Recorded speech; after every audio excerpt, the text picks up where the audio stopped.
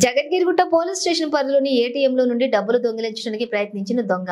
Jagadgirigutta police station పరిధిలో చంద్రగిరి నగర్లోని axis bank ఏటీఎంలో నుండి అర్ధరాత్రి సుమారు 2 గంటల ప్రాంతంలో ఏటీఎం మెషిన్ నుండి డబ్బులు దొంగిలించడానికి ప్రయత్నించేసినటువంటి దొంగ ఏటీఎం మెషిన్ డోర్ తెరుచుకోకపోవడంతో వెనుదిరిగినటువంటి కేటుగాడు. కేసు నమోదు చేసుకుని దర్యాప్తు చేస్తున్నటువంటి పోలీసులు.